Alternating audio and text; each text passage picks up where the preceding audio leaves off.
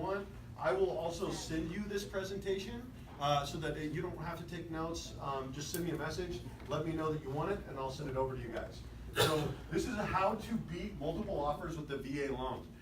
It's going to be about a 10-minute presentation, and it's going to really break it down for you. Okay, so the first thing that I want you to do is to write a cover letter. You want to turn that other light off too? There. The first thing I want you to do is I want you to write a cover letter. A lot of people will say, oh, well, my client doesn't have time to write a cover letter. I didn't tell you to tell your client to write a cover letter. I told you to write a freaking cover letter. So you do it, passionately describe their home in a way that they wanted it described by their realtor.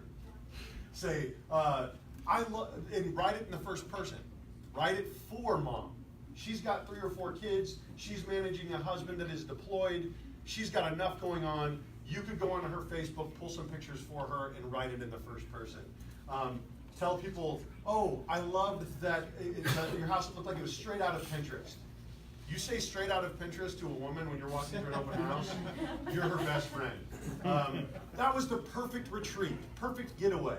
I love what you did with the backyard. You say perfect retreat or getaway to a man about his backyard, he's like, I really want them to have the house, they understand it. And then if you describe a woman's kitchen as a wonderful country kitchen that I could picture raising my family in and cooking for my extended family, let them know that you're going to appreciate their house the way that they have set up their home to be appreciated. And then I tell people, include the picture trifecta, which is a picture of the family, an informal picture, and a picture of the service member in uniform.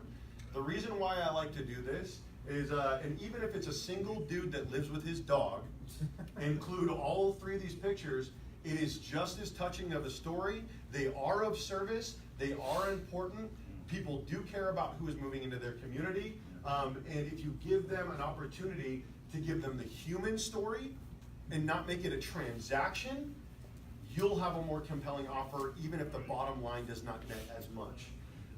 Make the cover letter page 1 of the RPA and put it together as one PDF. All of us who list houses regularly and get multiple offers, when you have 7 or 8 attachments, are we sending the cover letter to our clients all the time along with the FICO scores and everything? No, not really. We'll send them the RPA. If you include page 1 of the RPA to be a cover letter of the wonderful family that's moving in and in uniform, it makes that offer compelling and interesting. And then you know that they saw it when the RPA was sent out for signatures. The next thing that I encourage you to do is have a great attention to detail. That does not include cutting commission. There's a lot of people that work with veterans and they think that the only way that they could be of service or that they could be of value is to cut their commission. I will get a better deal for my clients and get paid than a discount realtor will get for their clients. I love the education about the rental thing that Joseph Onello was talking about. This is what it will rent for when you leave. That's an education. Does Joseph Onello lead with, this is how much you're going to save by working with me?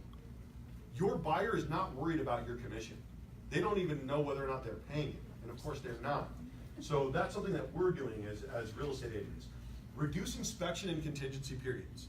If you work with a lender that doesn't need the full 21 days for the VA loan, shorten it.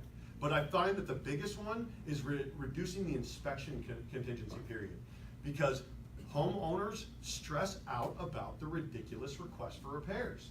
They don't want to get involved in it. So if you could get that shortened, get that removed, and you've still got to remove it in writing, right, Mr. Jimmy Mochi? So even if you shorten all those contingency periods, if they haven't been performing or allowing you access to the house to do the inspection, you just don't remove the contingency yet. And then the third thing is use smart language. I can't tell you how many times I hear somebody say, oh, they're just VA buyers. How dare you? Call every VA buyer that you work with that has a qualification letter a strong VA buyer. Why? Because they are a strong VA buyer. There's no reason to call them anything other than that. So language is important. And now, overcoming objections, which we talked a little bit about here a moment ago. What's the mission? The mission is VA homeownership. Anything that gets in the way of that is mission critical. Okay? If the mission is that we're speaking in the morning, we get there. It doesn't matter. We don't make excuses, we get it done. Don't choose to fail. There's so many people that qualify themselves and they say, oh, you know what, we missed out because we're VA. Horse crap. Try a little harder. Work a little harder. Don't give up until you have to give up. And then bow out with grace. Say to them, hey, I wish you the best with the smooth escrow. If anything happens, please think of us. But the way that you will win is by establishing communication early with the listing agent. Hey, I just want to let you know we're going to be sending over an offer. Or, hey, I just want to let you know this is the top couple of favorites that we have. There's a strong possibility that we're going to be sending an offer. Let them know when to expect it. Let them know the price. I love to keep this stuff locked up. Anyone who's done a transaction with me knows I like to get it locked up verbally as soon as possible so that we can open up escrow so that we don't need to mess around. Okay, if they question the VA loan, this is oh, you know what, we're expecting multiple offers and you know, I just don't know if it's going to be VA, blah, blah, blah. This is when I like to take the opportunity to flip the script a little bit and be a little bit condescending to them without them realizing that I'm being condescending. If they are young, like most of the people in this room are, or if I just want to flatter them and act like they're young, I say, hey, this isn't our parents' VA loan, even though they were still doing business in the 80s, right, Mr. Don Sharp? I'm just kidding. Okay, so you say, this isn't our parents' VA loan, this isn't your parents' VA loan. If you want to be especially condescending, like I'm talking to Cora, who's 18 years old and going to make $300,000 this year. I say, hey, this isn't your parents' VA loan, young lady. So just depending on who you want to talk to about that. The other thing is low appraisal. Everybody says, oh, well, I'm really worried about a low appraisal with this one. How often does that really happen with a VA loan? So I say, let's address the appraisal if and when we get there. Until then, we always have Tidewater. There's a house that I sold on Bell Circle that had the appraisal come in over $40,000 under where it needed to be.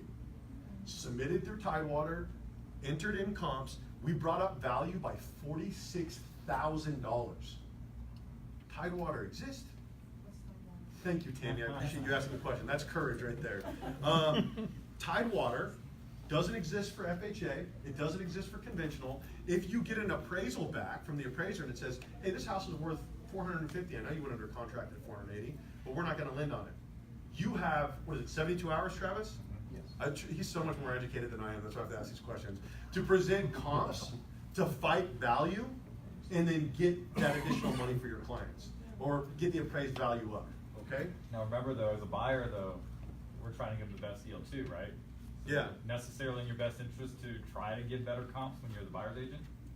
But that being said, if Travis submits a bunch of garbage comps on the buyer side, and I'm like all the stud comps, like all of these, and there's, there's like a way to work it to get it done. And I find that when you're working with people that really want to see the deal closed, they're not banking on the low appraisal and trying to get it to come in under. And then C, earnest money deposit. Is $2,000 a lot of money? Thank you, Mr. Anthony Glenn. Yes, it is. Probably the only person that cleared 7 figures last year. Yes, $2,000 is a lot of money. I appreciate you, my friend. $2,000 is a lot of money, especially to your veteran clients. If they're getting $2,600 a month for BAH, they're living a lifestyle that needs that $2,600 a month. Okay, they're not Gary Vee, they're not all these different, they're not a hyper entrepreneur. Okay, there are people that are living on a set income that need to make that money work for them. Yes, give them the education on the fact that you've got to account for extra bills. You've got to account for electrical. You know, a lot of these people don't realize that. I didn't. Thank God I bought a house and paid $14,000. Did you have something you want to contribute, Joe? Yeah, I mean, remember, a lot of these service members, their spouses don't work because they travel. They're always bouncing around different news stations. Mm-hmm. And if their spouse does work, he or she probably only has like an entry-level job, so they don't really make much money. Basic pay outside of BAH is like not much. And it's very difficult for a lot of these people that they may work in a salon in Florida and then get stationed and then have to get certified all over again in California.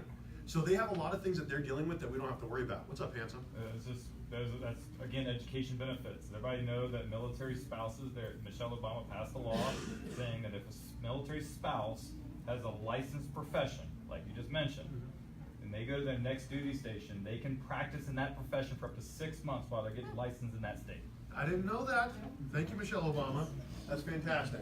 Okay, so it is a lot of money. So this is what I say, instead of arguing with them about whether or not it's a lot of money, because nobody ever wins an argument, I say, you and I both know how hard it is to seize an earnest money deposit. Let's focus on getting this closed. Have you ever successfully seized an EMD before?